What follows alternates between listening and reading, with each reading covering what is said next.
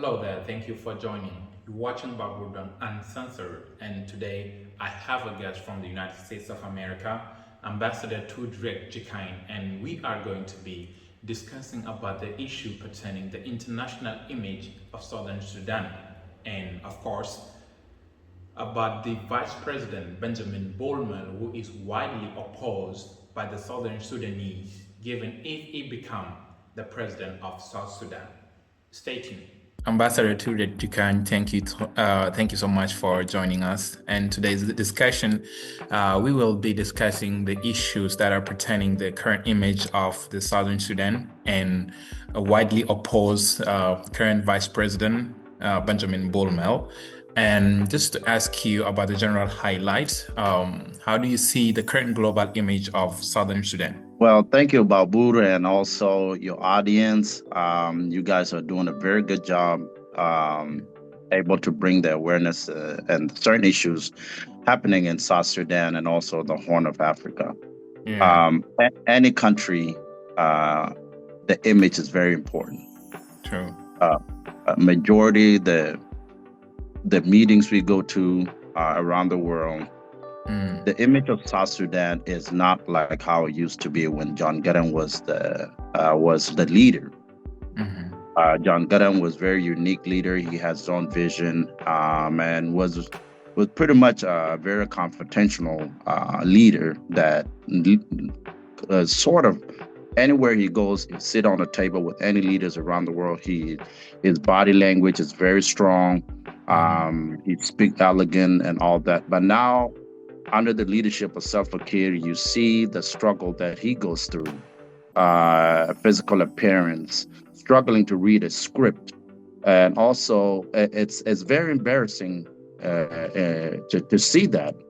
I remember when he had a visit to Russia and Putin was trying to help him put on a speaker or a microphone. Yeah. And even the East African meeting that he shared, he was struggling, calling wrong names, calling president wrong names, actually, a wrong title. That has really drilled the image of South Sudan. At the moment, it's embarrassing. Even certain areas we go to, when we introduce ourselves as South Sudanese, there's already an assumption somehow that we do not know what we're doing. We're just there to cause trouble around East Africa. So the image of the country right now, it's in a global conversation, is negative. As far as the foreign missions, most of the embassies are now closed down due to fees that are not paid. Wrong personnel in these embassies. For example, in DC, the embassy of South Sudan, they had a fight, domestic violence within the office. These things cannot be happening. These are the things that are drilling the image of South Sudan. Also, central reports about corruptions by officials that are carrying out missions in other foreign nations. These things are torn down the image of the country. It's not on President Salva Kiir alone. Yeah. Those ambassadors have an equal responsibility to represent the country image in a proper way. So these are things right now are torn down our nation. There's been a report that the Homeland of Security in the United States of America have deported about 8 criminals that they seized as a threat to the people that live in the United States of America, and their final destination was about to be Southern Sudan, but they were stopped at Djibouti. Do you have anything to add on that? What we know so far, South Sudan, a relationship with U.S. is not like how it used to be. It has drilled in the last couple years. So at the moment, the constant violence, the cycle of violence, the influx of refugees is too much burden on the United States. So the United States have been hard on South Sudan with sanction arm embargo. Now, the reason U.S. want to dump these criminals into South Sudan is because other nations are not willing to take their deportees or their criminals. For example, the Burma, I think Burma was one of the individual that was deported, and also I believe some of the Asian countries were in there, and then only one South Sudanese. So now South Sudan is playing is trying to clean up that image by accepting these individuals because the United States don't want these people in the streets here because they're very violent. So if their country cannot accept them, there has to be a third world country that are willing to accept. And that was the reason why the judge stopped Trump, because the South Sudan is a very violent country. I think it ranks second, the most second dangerous country next to Syria. So that is we're not talking about a country that you can just dump someone there that don't have no money, nothing. But at the moment, South Sudan is trying to please the U.S. by accepting these criminals into the country. What are efforts being done or to rebuild the public confidence in the government regarding the current image of the country? What we see right now at the moment, the main problem with the South Sudan leadership, and particularly the government, they're not so much concerned of the demands of the citizens. There's so much concern on their self-interest, such as how to stay on the throne, how to intimidate, because the way that the government South Sudan operate from what I would say is oppression mind state, because they're operating the way that they were oppressed by the North. They haven't really moved away from that, where they can actually sit down and create a democratic society in South Sudan, because we know South Sudanese, you cannot govern them through force intimidation. That doesn't work that way. These people are very violent and they operate on revenge. So at the moment, South Sudan government is only concerned on how do I control the resources, how do I control the country, how do I stay on top, as we see they're building a dynasty at the moment. President Salva Kiir is building a dynasty. So he's not so much aware of how to crack the image of the country. Before we move to the topic of Benjamin Bol Mel, let me give you the floor to talk freely regarding the image of the country in South Sudan in general, without me requesting any question. Yes, thank you for that. And yes, the image is so important. As we all know that if you're going to a meeting, you're going to an event, you need to dress in a certain appropriate attire, and because the image is so important at the moment, the country image is not at the global conversation, and it's because of the personnel that we have in leadership. Physically, he can barely walk. His mental capacity is no longer there.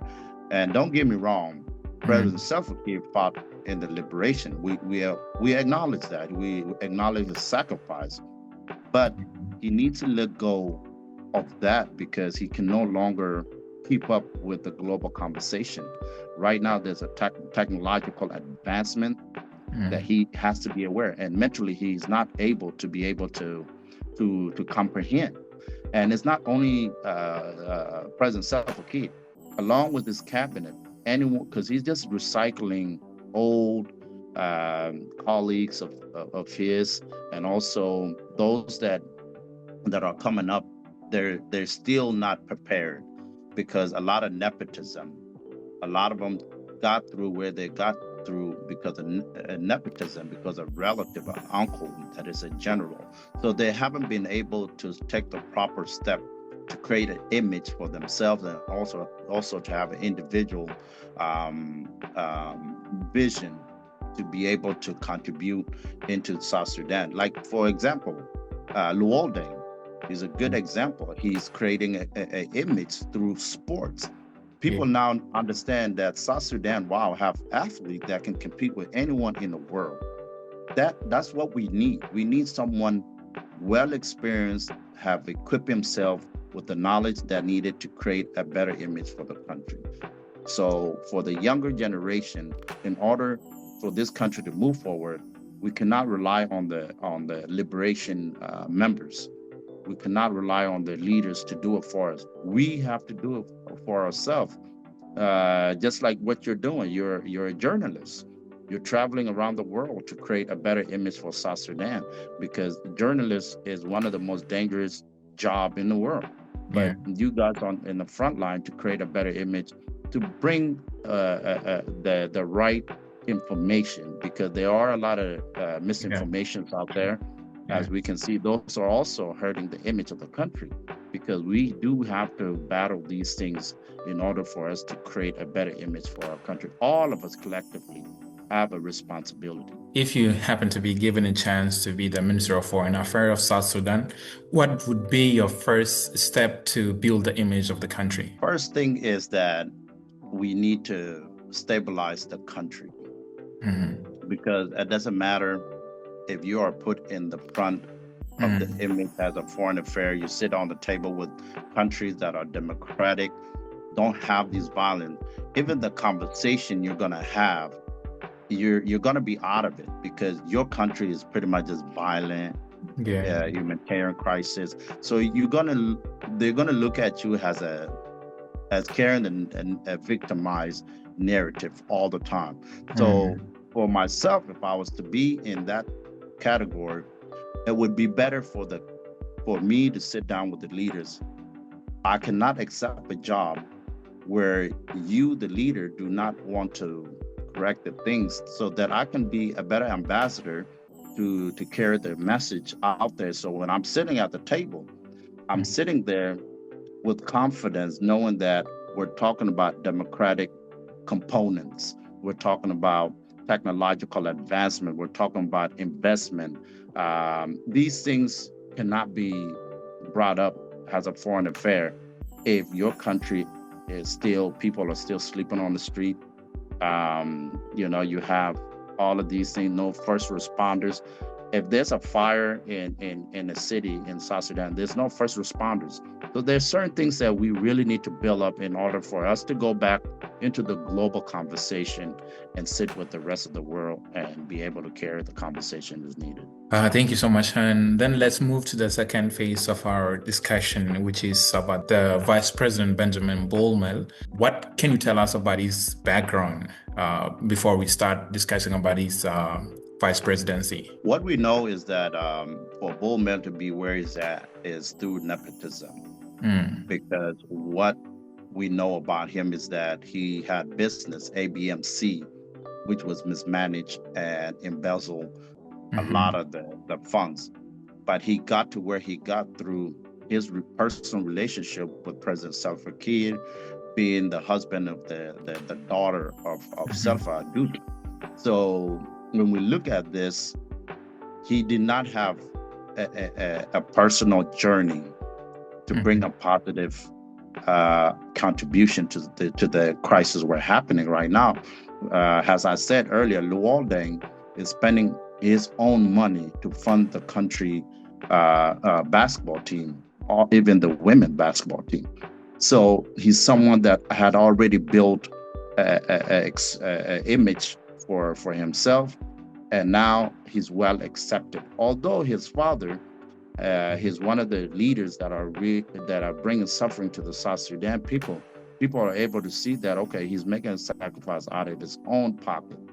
When it comes to Vice President Benjamin Bol Mel, his personal relationship with Salva is seen as him being crowned as a prince, rather than him earning the respect of the citizens through his work, through his ambitions to further the country.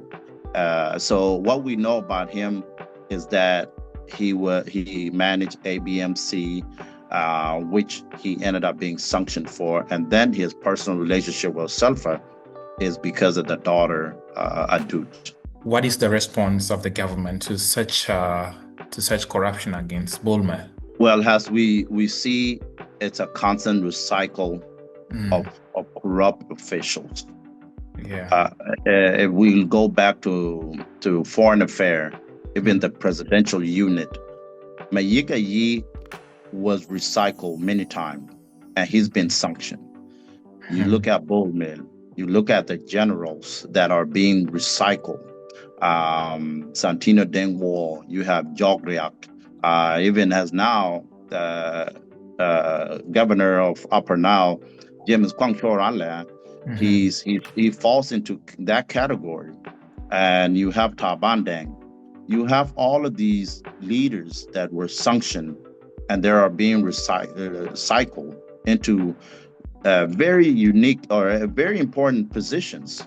And this is why that the world sees South Sudan government is someone working towards their own interests and not the demand of the citizens, because all of that are what causing all the problems in South Sudan right now. In each state, you have certain states right now are civil war with each other because cycling corrupt officials, and what they do, they go create more problems to stay on top. Because we're talking about the public interests of the Southern Sudanese in general, let's say that currently there has been rumors that the Benjamin Bol Mel would likely be the next president of Southern Sudan. And as we see on Facebook and also other social media, people are expressing their lack of interest in Benjamin Bol Mel. So what do you think makes such kind of opinion toward Benjamin Bol Mel in the general public? What we found out, especially being an activist and also being a former representative here in the U.S., right now, the three most hated leaders in South Sudan is William Ruto. You have Museveni, and then you have Salva Kiir. Now we can add Bol Mel. Bol Mel is rejected by all South Sudanese because of his track record of mismanaging ABMC. So the citizens already see him as someone that's only going to further the suffering because he's coming through the vision of Salva Kiir. So his image right now is rejected because he's being crowned as a prince, and we can see the steps that are being taken by Salva to promote him. First, he came from being a private secretary, now to first vice president, now to the most powerful position in the ruling party, being the first deputy. So we could already see the steps that's being taken. Recently, he went and he took his first diplomatic trip to Uganda to sit on a table with those leaders trying to resolve the issue with Congo and Rwanda. And that he was not really officially invited, but he's carrying what Salva cannot do, because Salva now cannot be able to travel. So you can see the steps that are being taken for him to succeed Salva. It won't take long, down a couple months, because the government knows what they're doing. They're very crafty. They're very strategic on how to be able to move. So they're going to gradually bring him into that position sooner or later. But everyone in South Sudan have seen that. The reason why Bol Mel is hated next to presidents like William Ruto, he lies. William Ruto is a liar. He's hated in East Africa because he does not follow his words. The same thing with Bol Mel. He said that the citizens would be able to receive their salaries the 24th of every month. Now, it's been a couple months, nobody have received their salary. And he was trying to do, it's a good step to be able to try to bring technological advancement, but who in South Sudan is able to get a direct deposit? And those soldiers, they're fighting, they're at war. They cannot come into the city to be able to open up a bank account so that they can receive a direct deposit. Direct deposit take time. It's a fastest way to be able to receive your money, just like us in the Western world. We do get direct deposit, but South Sudan is not at that level yet. So now it's saying that it's going to be a direct deposit. It's a way for him to stall and trying to be able to put that money into his pocket. It's going to his pocket, and he also used that money to bribe the UPDF to come into South Sudan to be able to help him, because the SSPDF do not recognize him as a legitimate leader to lead them. He's rejected at that moment. So he's rejected by the citizen, the National Army, even the officials that are around him reject him. And given the fact that South Sudan have a constitution, at least that's needed to be reconstructed or rewritten, do you think that the current Vice President Benjamin Bol Mel represent the values of the government and the constitution? I don't even think he's competent enough to be able to resolve certain crises that we have. The constitution is watered down. The judicial system in South Sudan is watered down. As recently, Selfa has just sacked Tut Riek and also his deputy. This is a way to water down the system so that he has those that be robotic to be able to move him further. So with Benjamin Bol Mel in leadership, he's not competent enough. Secondly, he's not even in tune to be able to move these conversations that like we're having right now. Once he even hear what we're talking about, he just brush it off. He move on to his own interests. So it's what we see now. This is the end of SPLM. SPLM can no longer do anything for the people. Their operation does not align with the demands of the citizens. The SPLM party will not be any better with Benjamin Bol Mel in power, because Benjamin is pretty much a replica of Selfa, because he's just doing what Selfa tells him to do, but he does not have an individual vision for the country.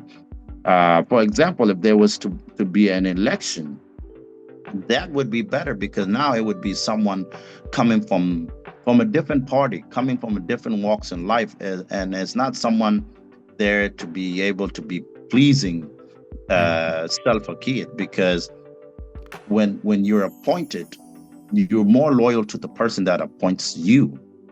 But if we have an election and citizens are able to participate, now if for example, if you were elected, you would be more loyal to the citizens, because they're the one that put you in that power, and they can take you down tomorrow.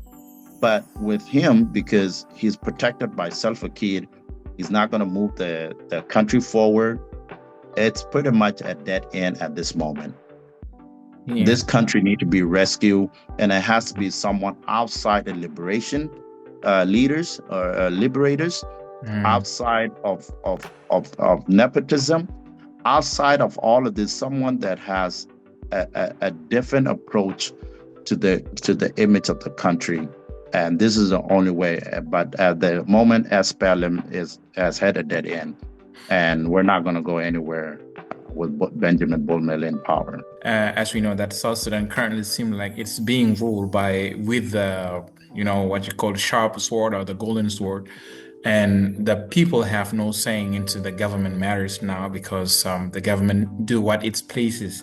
So what do you think would be the role of the people of the Southern Sudanese to choose their leader that can represent them, that they wish would really represent them? We need a collective voice. At the moment, the leaders, what they know is war. We need a different approach. The citizens have to know what they want and what they desire. Because if we as citizens do not know what we want, these leaders are going to continue doing what they want, and we will never have a say-so. So we need a collective voice. Our voice is our power. We need to be able to elevate the grassroots in all the 10 states and 3 administrative areas. We need to stop allowing ourselves to be used by the government. For example, if you look at the Upper Nile, the Abashuk, the Agulek, and the White Army, they're fighting because these leaders are able to pin each other. At the moment, White Army is being labeled as the enemy of the country. Yeah. The Abashuk and the Agulek do not understand that. Agulek are dying, Abashuk gonna die, the White Army gonna die. At the end, there's somebody in Juba that's sitting and his family are well off. So citizens must refuse to be used by these leaders. Yeah. Those in diaspora need to also unite themselves and have a collective voice and cannot be coming with other ideology that aligns with the liberators. So this is the only step that's needed to rescue this country. We do need more democratic components that come from the citizens. The citizens must be educated in terms of this. For example, in Tun East, right now, in the last month or so, over 65 people died. And who's doing this? It's the leaders in Juba doing this. So citizens must understand that we cannot fight among ourselves and at the same time allow these leaders to do whatever they want. So we do need a collective voice. War is not easy. At the moment, there's arm embargo. It's hard for you to fight these liberators through war because that's all they know. But if we use media, as you can see now, I'm so happy when I look at comments whenever leaders doing something and they post it on the media. You can see South Sudanese are fed up. They're tired of being lied to. They're tired of being misused. They're tired of their funds and natural resources being mismanaged. So we do need one another. And also we need friends in East Africa, South and West. We got to be able to work with others because then now we can be able to move forward. For example, I'm a member of the Platform for African Democrats. And what we do is that we support one another. Bobby Wine will be running for election. We're going to stand behind Bobby Wine. Atapli in Malawi going to be running. We have all of these leaders that are running for elections, and we do need to be able to stand with them. And then they're going to stand with us also. So we need to expand as much as we can to be able to move these liberators out of the way and push them towards generational exit. Thank you so much, Ambassador Tut Riek Jikany, for having this discussion with me today. If you have any last word before we close our discussion, I will give you the floor. Thank you so much, Babu. My last word would be this.